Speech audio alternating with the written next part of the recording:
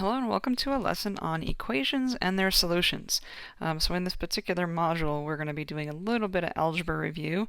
I'm sorry if that sounds a little scary, but it's not going to be a super in-depth algebra review, just some basic things, because when we get to our next module on finance, we're going to have to be able to work with equations and some formulas. And I know a lot of you that are taking 141 as a math class, or 142 as college math basically, are on track to participate in the nursing program. And we have to, for those purposes, make sure that you're equipped with the skills that you need to handle some of the basic algebra and some of actually the basic arithmetic in the algebra. Okay, so we're going to do this little bit of algebra review. Don't let it intimidate you. It's like anything else, with a little bit of practice and things, you should be okay. All right, so for today, actually pretty basic, we're going to talk about some terminology, and then we're not doing much solving, just kind of talking about equations. But before I even get into that, there's some terminology I want you to be able to distinguish between, and those are the words expressions, equations, functions. They might all sound like the same thing to you. So in math, we often group numbers and variables together. So in algebra, technically, we group these numbers and or variables together, and when we do so, we could create an expression. So we could be creating expressions, or we could be creating equations, or we could be creating functions. We could also be creating nonsense, but when we do this in math, this is the goal, is to create an expression, an equation, or a function. Now, what is the difference? So expressions do not contain equal signs. Expressions would be things that we would try to simplify. So an expression could be something like, let's say 2 times 3x plus 1. Okay, that would be an expression, no equal sign in there, just something that we might try to simplify. If it's an equation, then it does contain an equal sign. Equations contain equal signs. So if I took this expression, like 2 times 3x plus 1, and I set it equal to another expression, let's say 6x, then I have an equation. So expressions we try to simplify, equations that have the equal sign we try to solve. So for expressions, we try to simplify. And for equations, we try to solve. And then if we have an equation, so an equation, again, two expressions separated by the equal sign, but that equation contains a relationship between two variables, then we can call that equation a function. So functions are types of equations that demonstrate a relationship between two variables. So a function might be something like y equals 2 times 3x plus 1. So I have expressions on both sides of an equal sign. It's still an equation, but now there's two variables in that equation, and the two variables in that equation, the relationship between those two variables is something that we could graph. So we try to simplify expressions, we try to solve equations, and we try to graph relationships between the variables in functions. Okay? Now the parts, the numbers, the variables that we're separating by pluses and minuses in our expressions or equations or functions, we call those the terms of the expression, or the terms of the equation, or the terms of the function. So the numbers and or variables that we separate by plus or minus signs, those are called the terms in the expression or equation or function. So for instance, in an expression like, let's say 2x squared plus 3x plus 1, okay, this is an expression that has 1 plus 2 plus 3 terms, so there are 3 terms there. Or if I stuck an equal 4 here, then we would have 3 terms on the left, and we would have just 1 term on the right. Okay, so the terms are the parts of your equation or expression or function that are separated by pluses and minuses. Okay, now what we're focusing on again today are going to be the equations, and that's really going to be true for this module. We're focusing on equations. I just want you to have some background on some terminology there. So an equation, again, has an equal sign in it. Technically, we're going to go a little further and say it's a mathematical sentence. It's a mathematical sentence that states one expression is equal to another. So it does have that equal sign, but it's a math sentence, just saying that this thing over here on the right is going to be equal to this thing over here on the left, okay? And a solution to an equation, remember we try to solve equations, a solution to an equation is any replacement of a variable that makes a true statement. So if you replace the variable with a number, and the statement that's left over, the sentence that's left over is true, then that replacement of that variable, that number that you plugged in, had to be a solution to that equation. Okay, for instance, we have a question here that says, is -1 the solution to this equation? Well, we don't have to know how to solve it to determine if that's going to be the solution. What we have to do is replace the variable with -1. If -1 is a solution, then I can replace the variable with -1 and get a true statement. So I'm going to put the -1 in right here for x and right here for x, which means I'm going to have to multiply by 7, I'm going to have to multiply by 4, do some adding and subtracting. Now when we do replacement, we want to make sure that we use parentheses. So this is going to be 7 times, instead of x, -1, and then I have a -2 and an equal and then a 4. Instead of 4 times x, we're going to replace that again with -1, and then I have a +5. So I just replaced the x's with the -1 in parentheses, and now it's really an order of operations. Or if you wanted to use a calculator to figure out what we have on each side, you could absolutely do that. So if you wanted, your calculator's a little slow like mine, so if you wanted, let's plug in what we have on the left. 7 times -1, which is -7, minus the 2, leaves us -9 on this side. And on the other side, 4 times -1, which is -4, and then plus the 5, ends up being 1 on the other side. So we get 1 on this side. So I got -9 on one side, 1 on the other side, and the equal sign in between. Is that a true statement? Absolutely not. -9 does not equal 1, so this false statement implies that -1 is not a solution. So false means -1 is not a solution. Okay, now the wording's a little different on number 2, but we're basically doing the same thing. It says to verify that 2 is the solution. So this time, because it's asking us to verify, it means that 2 is actually the solution. We just have to show it, or it should be the solution. We just have to show it. So again, we're going to be replacing the x here and the x here with 2. So we're looking at, I should have highlighted that one. Oops. I guess the highlighter should be on. Okay, so if we plug this in, again, replacing the x's with 2's, we're going to have 5 plus 2, instead of 2 times x, it's going to be 2 times 2, equal to 15 minus 3 times, instead of x, again, a 2. So this time, again, if you want to use a calculator, totally fine. 5 plus 2 times 2 is 5 plus 4, which is 9 on this side, and 15 minus 3 times 2, that's 15 minus 6, has to be a -3. Sorry, -3 on this side. What did I do? I typed something in wrong. Yeah. I was like, I thought this one was going to be equal. Okay, that was supposed to be a 2 there. If you're going to use the calculator, make sure you're typing the stuff in there correctly. 15 minus 3 times 2 is 15 minus 6, which is 9. So 9 on this side as well. If you're doing this by hand, just make sure you're using order of operations where multiply has to happen before addition. So we would do the 4 first to get 9.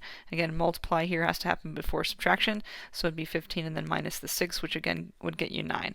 In either case, I struggle a little more with the calculator just because I'm a little slow.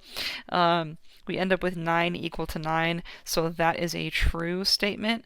So since the resulting statement is true, that implies that 2 is the solution. Okay, so again, equations we try to solve, and solutions are replacements for the variable that leave us with true statements. Okay, so a little bit more about solutions. Sometimes there is one distinct solution to an equation, and these are technically what we call linear equations, but not so concerned that you know that terminology. So these linear equations typically have one solution, but that's not the only thing that can happen. So I want us to look at a couple of equations, like this one. Now again, you don't really have to know how to solve. I'm hoping to be able to see the solution to this equation. What would you have to add to 1 to get to 5? It would have to be 4, right? Is there anything else you can add to 1 to get to 5? No. 4 is the only thing you can add to 1 to get to 5. So 4 is the one distinct solution to this equation. Okay, 4 is, let's just say x equals 4. Okay, x has to equal 4. X equals 4 is the only possibility. So there is one distinct solution, exactly one distinct solution to this equation, and that is generally what happens when you solve. You get a distinct solution, and equations like this that have one distinct solution we call consistent equations. So this is called, or let's say this is known as a consistent equation.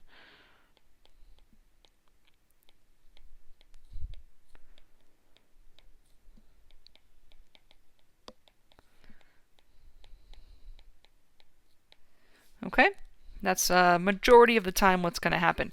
Now look at the next equation. The next equation, we've got x plus 3 on one side, we've got x plus 3 on the other side. So can you think of something that you could plug in for x that would make a true statement? I hope so. Okay, if let's say I picked 1. Okay, if I put a 1 on this side and a 1 on this side, I'm going to have 1 plus 3 on the left, 1 plus 3 on the right, and 4 does equal 4. Or what if instead of 1, what if I wanted to plug a 2 in? Well, 2 plus 3 is 5, and 2 plus 3 is 5. Or what if I wanted to plug a 10 in? Well, 10 plus 3 is 13, and 10 plus 3 is 13. In fact, no matter what I plug in for x, because both sides of the equation are the same, any value of x is going to work, right? I have to get the same thing if I'm plugging in the same thing on both sides. So here, x doesn't necessarily have to be one distinct number. X can be any real number. X can be any real number. X can be any real number, which means there are infinitely many solutions to this equation. Okay, there are infinitely many, an infinite number of solutions. Okay, the real numbers are an infinite set of numbers, infinitely many solutions. And an equation like this that has infinitely many solutions, or an equation in which x can be any real number, or the solution for x can be any real number, we call this a dependent equation. It's called a dependent equation, or it's also called an identity. This is known as a dependent equation or an identity. Okay, the identity equation. Okay, I got one more here, and it's sort of the reverse of what happened in the previous. In the previous one, no matter what I plug in for x, I'm going to get the same thing on both sides. But if we look at the next, if I have an x plus 3 on one side or an x plus 4 on the other side, no matter what I plug in, so let's say I plug in a 2, I'm going to get a 5 here, I'm going to get a 6 here. If I plug in a 3, then I'm going to get a 6 here, and I'm going to get a 7 here. Because I'm plugging in the same value for x, but adding 3 here and then adding 1 more here, the result is always going to be 1 more. Does that make sense? No matter what I plug in for x, the result on this side is always going to be 1 more than the result on this side. Okay? So in this case, no matter what I plug in for x, it's not going to work. So x, there is no value of x that will work. Okay? No value of x will work. So that means that this equation has no solution. There is no solution. And we can say that with this little symbol, okay, no solution symbol. It's actually, if you remember from our set module, I know it's been a little while, but that's the empty set, because the set of solutions is empty. There is no number in the set of solutions. So no solution can also be represented by that symbol. Or remember, this is another symbol for empty set. Okay, so there's no solution, which we could represent with the empty set symbols. Or we can say that this equation is known as an inconsistent equation. Okay, this is known as an inconsistent equation. Okay, so I would say, like, if you were solving a whole bunch of equations, let's say there were 100 equations on the page, probably 98% of them, right, 98 of them would be consistent. They'd have a solution, and maybe 1% of the time you get a dependent equation or an identity where any value of x can work, and then maybe 1% of the time you get a no solution situation where no value of x is going to work. Okay, most of the time it's going to be consistent. Sometimes nothing happens, and sometimes everything works. Okay, so that's the gist of what's happening with an equation and the solutions to an equation. Now, did I erase something? I did. Son of a gun. Always be doing that. My eraser on. Sorry. Make sure nothing else is gone. Okay, so now let's talk about some solving, and I'm talking about very basic solving here. Basic equations where you could probably look at the equation and get the answer, but just because we're going to be building on this, when you're solving an equation, the goal is to get, and again, these are linear equations, not to be confused with something more challenging that you might see in a more challenging algebra class, but the goal here is going to be to get the variable alone. You're trying to get x by itself. You're trying to get x equals some number, right? Like x equals 4, that's our solution, and we box it in, something like that. So we want the x to be all by itself, so the solution is on the other side. And the way we do this is using what we call inverse operations. Opposite operations. So if something is being added, the opposite of adding is subtracting. Or if something is being subtracted, the opposite of subtracting is adding. So addition and subtraction are opposites. They will undo each other. They will cancel each other out. And then multiplication and division are the same. They are opposites. They will undo each other. So keep in mind, inverse operations, that just means opposite operations. So addition and subtraction are opposites. Addition and subtraction are opposites. And multiplication and division are opposites. I meant to put bullets in there and somehow I forgot. Okay, so multiplying and dividing, those will undo each other. Adding and subtracting, those will undo each other. So when we're solving an equation and we're using these inverse operations to get x all by itself or get our variable all by itself, we have to think about our equation like a scale where the equal sign is the fulcrum. The fulcrum is the balancing point here, so the balancing point on the scale is our equal sign. So if I subtracted 1 from one side of the equation, then this side would be lighter than the other side. So I have to subtract 1 from this side to make sure that I keep the balance. Or if I, multiply this side by 2, well, now I've got 20 over here and 10 over here, so this side's definitely bigger. So I would have to do the same thing on the other side so that I keep the balance, right, to make sure I have 20 on both sides. Or if I if I added, let's say, 4 to this side, now I have 14, which makes it heavier than the 10 I have here. So I'd have to add 4 to this side again to keep the balance. So think of your equation like a scale where that equal sign is your balancing point. It's your fulcrum. You can't do something to one side without affecting the other, without tipping the scale. So we have to keep the balance by making sure whatever we do to one side, we do to the other side. So we want to keep the balance by performing our operations on both sides. Whatever is done on one side must also be done on the other. And the nice thing about solving an equation is you can always check your work by plugging your answer back in. So when we plug our answer back in, what should happen? Well, if we in fact have the solution, we should end up with the true statement.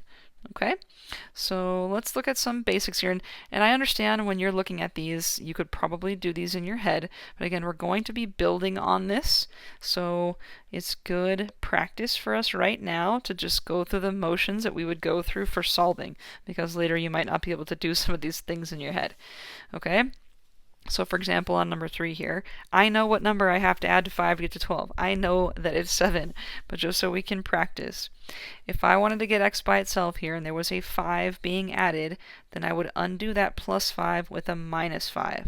So if I'm going to subtract 5 on one side, I want to also subtract 5 on the other side. So positive 5 and negative 5, those cancel, which was the goal. So on the left side of the equation here, all I have left is an x. My equal sign's going to come down, and then on the right I have 12 minus 5, which is 7. And so 7 has to be my solution. And again, I wouldn't do this every time, but if you wanted to check, just plug your 7 back in. If 7 replaced x, then 7 plus 5 does in fact equal 12. Okay? 12 does equal 12 is a true statement. So here, same kind of deal, right? If I wanted to solve for x, and 6 was being subtracted, then I have to get rid of that subtract 6 with a plus 6, add 6, because those are opposites. So I'm going to add 6 to both sides to keep the balance. That's going to cancel them here. Positive, negative 6 cancel. And so now I have just an x left on the left, just an x remaining on the left. Bring down the equal sign, and on the other side, 18 plus the 6 tells me 24 is my solution. Okay, 24 is my solution. How about here? I want to get x by itself, and x is being multiplied by 3. So how do I get rid of multiply by 3? The opposite of multiply is divide. So I would divide by 3. And again, whatever I do to one side, I've got to do to the other. So I'm going to divide both sides by 3. 3 divided by 3 cancels to 1 here, which is exactly what I want in front of my x. And so x all by itself, bring down my equal sign, and 27 divided by 3 makes 9 my solution. Okay? Now here's one where I might see some mistakes. Sometimes you'll see that negative and want to add 5, but if you read the equation, this is negative 5 times x equal to 35. And how do we get rid of times or multiplication? With just like the last one, with division. So I have to divide both sides by a negative 5 here. That's going to cancel that out. Negative 5 divided by negative 5 is positive 1 in front of the x, exactly what I want. So 1x left. Bring down the equal sign, and positive 35 divided by negative 5 is a negative 7. So negative 7 is my solution. And if you're not so good with your math facts, or you're just a little nervous about your signs, then by all means, feel free to check your division or whatever it is using your calculator. Okay? So negative 7 is our solution there. All right, how about this guy? X, if read this, it says x. When you're reading this, are you reading that as the word over, maybe? That's sort of an informal way to read it. The fraction bar there is really division. This is saying x is being divided by 4. So some number divided by 4 is equal to 12. So how do we get rid of division? Again, division and multiplication are opposites. So if there's a divide 4 here, I have to get rid of that by multiplying by 4. So I want to multiply both sides by 4. Okay, now the reason this works over here, well, not only multiply and divide are opposites, but this is really 4 over 1. So if you multiplied 4 times x on the top and 1 times 4 on the bottom, your 4's cancel. That's the goal. Okay, so the timesing by 4 here gets rid of the dividing by 4 here. Or again, these will cancel, so it's x over 1, which is just going to be x. And on the other side, 12 times 4 makes 48. And again, if you wanted to check, pretty easy to do that. So if you wanted to do a quick check, plug the 48 back in for x, replace x with 48, and you'll see that 48 divided by 4 is in fact 12. 12 does equal 12. Okay? Wow. Both times I decided to randomly check my work, I got 12s. That was coincidental. Okay, how about this guy? Now this is a little scary, maybe, because you've got fractions on both sides. That's okay. Think about what's happening to x here. X is being divided by negative 3, so we get rid of division with multiplication. So I'm going to multiply by negative 3 here, and I'm going to multiply by negative 3 here. Now remember, this is negative 3 over 1. So here, they cancel. It's exactly what I wanted to happen, leaving me x. On the other side, what's going on? Again, this is negative 3 over 1. And when we multiply fractions, which is what we have going on here, we multiply straight across the top and straight across the bottom. So the 1, or the 2, I mean, times the negative 3 is going to give me negative 6, and the 5 times the 1 is 5. And so our answer is going to be negative 6 over 5. And it's totally okay to have an improper fraction for an answer. Now let's say that so again, if you're going to go on to your nursing program, that's a skill you need to know. You need to know that when you multiply fractions, it's straight across the top and straight across the bottom. Now, if we had ended up with something like, let's say, 14 over 8, where these are reducible, then you would go ahead and reduce by dividing the top by 2 to get 7 and dividing the bottom by 2 to get 4. But that would be it, okay? Now, negative 6 over 5 is an improper fraction. It's totally fine to leave an improper fraction. If you don't like the fraction and you would prefer the decimal, that would be fine. How would you convert? Well, again, you would technically take the negative 6 and you would divide it by 5, right? So what is negative 6 divided by 5? Well, it's going to be a negative. 5 is going to go into 6 one time. And if we wanted to add some decimals here, 1 times 5 would be 5. There'd be, let's ignore the sign for a second. It's going to be a negative result, but 1 times 5 would be 5. There'd be 1 left over there, and then if you brought the 0 down, you're going to get 5 into 10, which is 2, so negative 1.2. Now that's if you're doing this by hand, but we do have calculators until you get to your nursing test. So negative 6 divided by 5, if you type that into Desmos, it would give you your negative 1.2. Now if you put it into Desmos and you wanted the fraction back, then just hit the little fraction button on the side and it will go back and forth. Now you could even go to Desmos from this step. So you could have taken your 2/5 and multiplied it by a negative 3. And it would also have given you the negative 1.2 or the fraction for that, which was the negative 6 over 5. So you've got some options. I just want to make sure you're understanding, okay, what you're doing with those options. All right, how about this guy? So this is, again, x has something being added to it. So fractions might be a little scary, but these are friendly fractions, okay?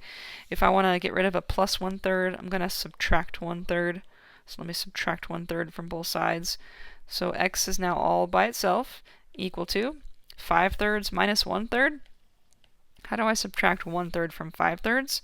Well, if I already have a common denominator, I keep the common denominator. So if I have 5/3 and I take away 1/3, then what I have left is 4/3. Okay? 4/3, no big deal, because these fractions already have a common denominator. Now, what if they hadn't?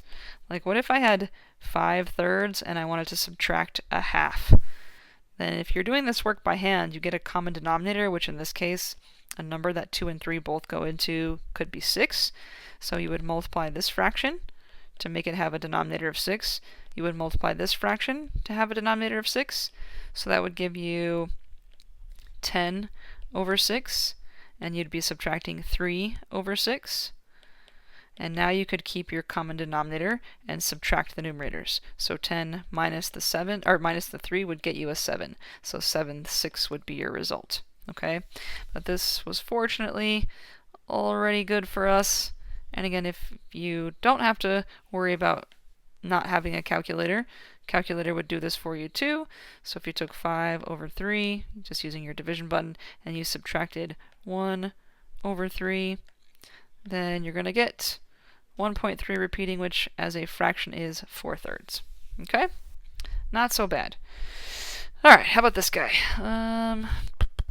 So 2 is being multiplied by x, which means to get x by itself, I'm going to have to divide both sides by 2. So I divide both sides by 2, and that gets rid of that. So then x would be all by itself equal to, yikes, okay? Let's go to the calculator first this time. This says 1/5 is being divided by 2. Type it in a Desmos, it does the work for you. So we get 0.1 or 1/10 as an answer. So 1/10 is my answer, or 0.1 if you prefer the decimal. I actually prefer the fraction here, but what's happening with this, just so you can see it. If I was to rewrite this, this says that 1/5 is being divided by 2. Well, 2 is really 2 over 1. Okay, and we don't technically divide fractions. The rule for dividing fractions is to actually multiply by the reciprocal. So when I say multiply by the reciprocal, I mean you keep the first fraction the same, you change the division to multiplication, and you flip the second fraction to 1 over 2. So what the heck? You are multiplying by the reciprocal. So the reciprocal of 2 over 1 is 1 over 2. So you keep the first fraction, change the division to multiplication, flip the second fraction, and then again multiplying is straight across the top. So 1 there, and straight across the bottom, so 10 there. So it's keep, change, flip, it's multiplying by the reciprocal. We don't technically divide fractions, okay? So again, good review if you're going to be moving on to do some nursing stuff. That's a skill you're going to need on your nursing test. All right, how about this guy? 2/3 times x is equal to 4. So 2/3 times x, if x is being multiplied by 2/3, then I want to divide both sides by 2/3. So that's going to cancel that out. Ugly, but it does. So x is going to equal, let's go without the calculator this time. If 4 is being divided by 2/3, then I could say 4 times 3/2 is going to get me my solution. So I kept this fraction the same, changed the division to multiplication, and then I flipped this one. And so I end up with 12 on the top and 2 on the bottom. And this actually divides. 12 divided by 2 is 6. So our answer is going to be 6 on this guy. And then again, that's doing the work by hand, which you don't have to do. You can use the calculator. So you could say, what is 4 divided by 2/3? And it's going to tell you the answer is 6. Okay? And I got one more here. So one more. X is being multiplied by 4/5, so I would divide both sides by 4/5. So divide by 4/5 and divide by 4/5, which makes that cancel. And that leaves me x equal to, go and see if you can figure out what that value is. Be a good place for you to pause. If you want to try it by hand, try it by hand. If you want to try it with a calculator, or if you want to do both to confirm, knock yourself out. So I'm going to do this by hand here. This says 7/4 is being divided by 4/5, which means to get my answer, 7/4 has to be multiplied by 5/4. So I keep this one, change this, flip this. And so that's going to give me 35 over 8, and that's not going to reduce, so that's going to be the answer. Okay, x is going to be equal to 35 over 8. And let me just confirm, 7 over 4, divided by 4 over 5, 2.1875, which as a fraction is, oh, what the heck? 4 times 4 is not 8, guys. This is why we do stuff to confirm. 4 times 4, 16. What a goof. Do you do things like this, or is it just me? Hopefully, just me. No. Okay, this is good. Why it's good to confirm. 4 times 4 is 16, people. I almost made it through without screwing something up. Alright, so 35/16, or if you wanted the decimal, 2.1875 would be totally fine. Okay, so these are very basic equations with some review of some rules with fractions here. We are going to be building on this, but for now, it is that basic, okay? So work on your practice, but if you still find yourself struggling a little bit, maybe a little bit phobic, don't worry about it. Reach out. I'm here to help. Alright, guys, take care.